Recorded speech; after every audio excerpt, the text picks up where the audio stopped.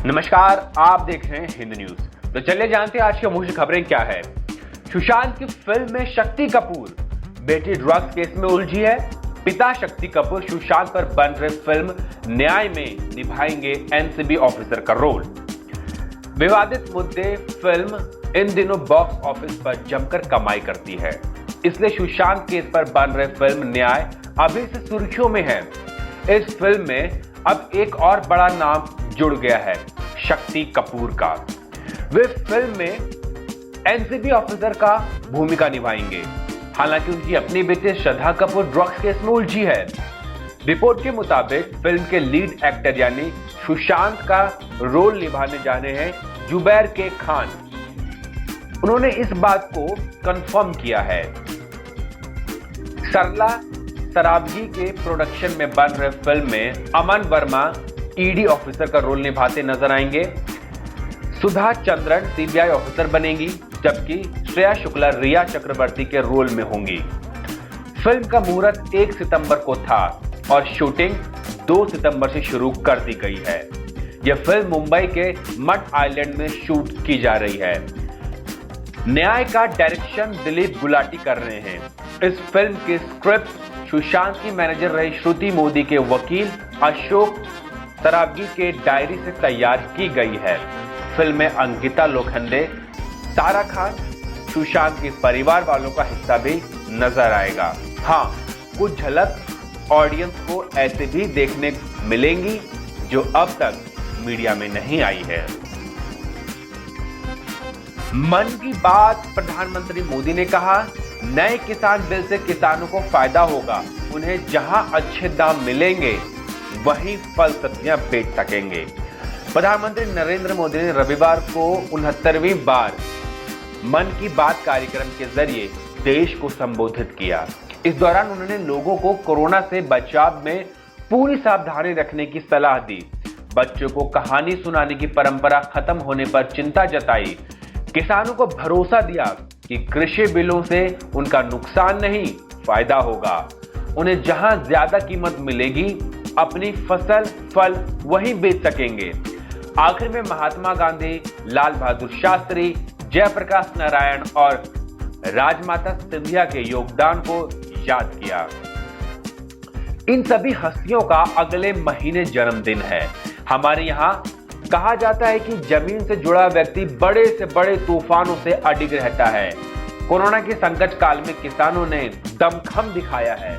ये मजबूत होंगे तो आत्मनिर्भर भारत की नींव मजबूत होगी।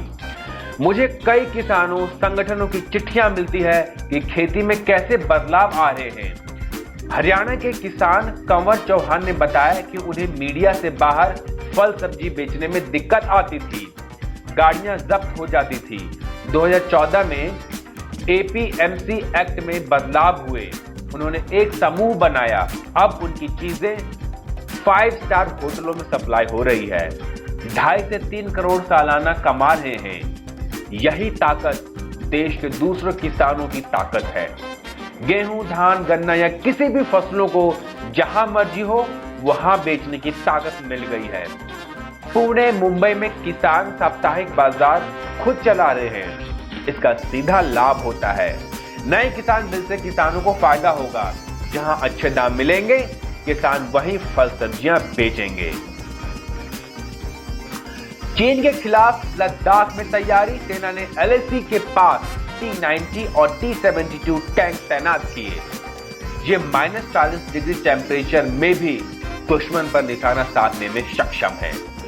लद्दाख में करीब 5 महीने से जारी तनाव के बीच सेना ने सर्दी के लंबे मौसम में भी मोर्चा संभालने की तैयारियां पुख्ता कर ली है। सेना ने पूर्वी लद्दाख में line of extra control LAC के पास आर्म्ड रेजिमेंट के T-90 और T-72 टैंकों की तैनाती की है। इसके अलावा BMP-2 कॉम्बैट व्हीकल भी भेजे गए हैं। यह युद्धक टैंक 14,500 फीट की ऊंचाई पर चुमाड डेमचौक एरिया में तैनात किए गए हैं। इस टैंकों के लिहाज से दुनिया का सबसे ऊंचा युद्ध क्षेत्र कहा जाता है।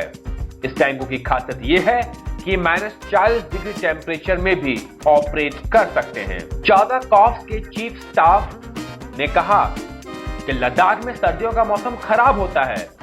जहां तक सर्दियों के मौसम की बात है तो हम पूरी तरह तैयार हैं। हाई कैलोरी और न्यूट्रिशन वाला राशन हमारे पास है। फ्यूल, ऑयल, ये सब मौजूद है। सर्दियों के कपड़े, गर्मी पहुंचाने के उपकरण हमारे पास पर्याप्त मात्रा में है। गृह मंत्रालय का फैसला, बिहार चुनाव के लिए भेजी जाएंगी सीएपीएफ की 300 कंपनियां। बिहार के आगामी विधानसभा चुनाव के लिए केंद्रीय गृह मंत्रालय ने फैसला किया है कि वह शुरुआती समय में central armed police force CAPF की 300 कंपनियों को राज्य में भेजेगी। इन कंपनियों पर बिहार में शांतिपूर्वक मतदान करने की जिम्मेदारी होगी। गृह मंत्रालय के लिए यह फैसला लिए जाने के बाद राज्य में जल्द ही आईटीबीपी, सीआईएसएफ, सीआरपीएफ कंपनियां कुछ दिनों में बिहार पहुंचेंगी। इसके अलावा इन कंपनियों में एसएसबी, आरपीएफ और बीएसएफ की कंपनियां भी शामिल हैं। उल्लेखनीय है कि बिहार में विधानसभा चुनाव को 3 चरणों में कराने का ऐलान हुआ है। पहले चरण का मतदान 28 अक्टूबर को, दूसरे चरण का मतदान 3 नवंबर को और तीसरे चरण का मतदान 7 नवंबर को होगा। 10 नवंबर को चुनाव परिणाम घोषित किया जाएगा। आत्मनिर्भर भारत मैन्युफैक्चरिंग को बढ़ावा देने के लिए टॉयज और फर्नीचर जैसे 24 प्रमुख सेक्टरों का चयन सरकार ने जारी की list. Department for promotion of industry and internal trade DPIIT ने 24 प्रमुख सेक्टरों का चयन किया है। इन सेक्टर से जुड़े मंत्रालयों को देश को आत्मनिर्भर बनाने और मैन्युफैक्चरिंग को बढ़ावा देने के लिए एक एक्शन प्लान पर कार्य करने को कहा गया है। एक आधिकारिक बयान में यह जानकारी दी गई है। डीपीआईआईटी ने food processing, toys, furniture, agrochemicals, textiles, organic farming, iron, aluminium and copper, electronics industries, machinery, leather and shoes और ऑटो पार्ट्स जैसे प्रमुख सेक्टर्स का चयन किया है। कॉमर्स एंड इंडस्ट्री मिनिस्ट्री के अधिकारियों का कहना है कि चुने गए सेक्टर्स को उनसे संबंधित मंत्रालय की प्रतिक्रिया के लिए भेजा गया है। इन सेक्टर्स को क्या इनिशिएटिव और पॉलिसी की जरूरत है, इस पर मंत्रालय को काम करना है। अधिकारियों का कहना है कि सभी मंत्रालयों का प्रारंभिक एक्शन प्लान सौंपा गया है और ये इस पर काम करेंगे। प्रत्येक मंत्रालय इन सेक्टर्स के लिए अपनी अलग पॉलिसी लेकर आएगा। देश की अर्थव्यवस्था में मैन्युफैक्चरिंग सेक्टर की करीब 15% हिस्सेदारी है। सरकार इसमें महत्वपूर्ण बढ़ोतरी करना चाहती है। अप्रैल जून तिमाही में इंडस्ट्रियल प्रोडक्शन इंडेक्स आईआईपी में 29.2% की गिरावट रही है। आईआईपी में मैन्युफैक्चरिंग सेक्टर का 78% योगदान है। चालू वित्त वर्ष में अप्रैल से अगस्त के दौरान निर्यात में 26.65% की गिरावट रही है। इस अवधि में कुल $97.66 बिलियन का निर्यात हुआ है। पूर्व मंत्री जसवंत सिंह का 82 की उम्र में निधन हुआ। अटल सरकार में विदेश, रक्षा और वित्त तीनों पोर्टफोलियो संभाले। 1999 में हाईजेक प्लेन छुड़ाने में अहम रोल निभाया था। अटल सरकार में मंत्री रहे जसवंत सिंह, जो कि 82 साल की उम्र में निधन हो गया। रविवार सुबह 6:55 पे निधन हुआ है उनका। दिल्ली के आर्मी अस्पताल में उन्होंने अंतिम सांस ली। 25 जून को उन्हें दिल्ली के आर्मी अस्पताल में भर्ती कराया गया था। उनका मल्टी ऑर्गन डिस्फंक्शन सिंड्रोम का इलाज चल रहा था, यानी अंगों ने ठीक से काम करना बंद कर दिया था। राजनीति में आने से पहले जसवंत सेना में थे। वे मेजर के पद से रिटायर हुए थे। सरकार में 3 अहम विभाग वित्त, रक्षा, विदेश संभालने वाले जसवंत को खामियाजा भी भुगतना पड़ा। एक बार उन्हें पार्टी से बाहर कर दिया गया। 2014 में लोकसभा चुनाव में टिकट नहीं दिए जाने से नाराज जसवंत ने खुद पार्टी छोड़ दी। तब पार्टी महासचिव रहे अमित शाह, जो कि अब गृह मंत्री हैं, ने कहा था कि सभी फैसले नफा नुकसान का हिसाब लगाकर ही लिए गए।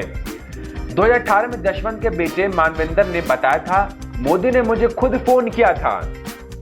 उन्होंने मेरे पिता को टिकट ना दिए जाने के पीछे जयपुर के एक और दिल्ली के 2 लोगों की साजिश बताई थी। ड्रग्स केस में 3 अक्टूबर तक एनसीबी की रिमांड पर भेजे गए धर्मा प्रोडक्शन के एग्जीक्यूटिव प्रोड्यूसर क्षितिज रवि।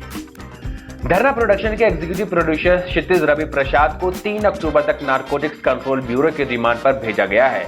बॉलीवुड एक्टर सुशांत सिंह राजपूत की मौत के मामले में ड्रग्स कनेक्शन को लेकर जांच में जुटी एनसीबी ने शनिवार को उन्हें गिरफ्तार किया था।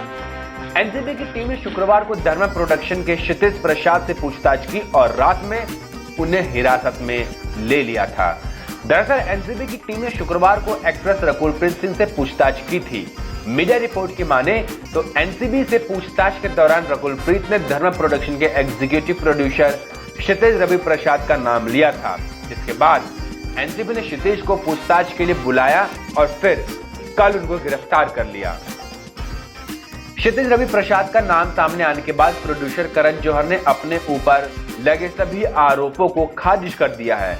उन्होंने ऑफिशियल स्टेटमेंट जारी कर कहा कि 2019 में उनके घर पर हुई पार्टी में ड्रग्स का इस्तेमाल नहीं किया गया था। एक दिन में ठीक हुए कोरोना के 92,000 से अधिक मरीज, सक्रिय मामले घटे। देश में कोरोना मुक्त होने वालों की संख्या संक्रमण के नए मामलों से अधिक रहने का सिलसिला दूसरे दिन भी जारी रहा और पिछले 24 घंटे के दौरान जहां संक्रमण के 86,000 से अधिक मामले दर्ज किए गए, वहीं 92,000 से अधिक लोगों ने इस महामारी को मात दी, जिससे सक्रिय मामलों में 4,500 से अधिक की गिरावट आई। केंद्रीय स्वास्थ्य एवं परिवार कल्याण मंत्रालय की ओर से रविवार को जारी आंकड़ों के मुताबिक पिछले 24 घंटों में 92,043 मरीज स्वस्थ हुए हैं, जिसके साथ ही अब तक कोरोना मुक्त होने वालों की संख्या 49,41,628 हो गई है। संक्रमण के नए मामलों की तुलना में स्वस्थ होने वालों की संख्या अधिक होने से सक्रिय मामलों की संख्या में 4,567 की कमी आई है और अब यह 9,56,402 रह गई है। शनिवार को 93,420 लोग संक्रमण मुक्त हुए थे, जिससे सक्रिय मामले 9,147 कम हो गए थे। पिछले 24 घंटे के दौरान 88,600 नए मामले सामने आने से संक्रमितों का आंकड़ा 59,92,533 पर पहुंच गया है। इसी अवधि में 1124 मरीजों की मौत हो गई, जिससे संक्रमण से अब तक जान गंवाने वालों की संख्या 94,503 हो गई है। देश में सक्रिय मामले 15.96% और मृत्यु दर 1.58% रह गए, जबकि रोग मुक्त होने वालों की दर 82.46% हो गई है। तो आज के लिए बस इतना ही। बाकी और खबरों के लिए देखते रहिए हिंद न्यूज।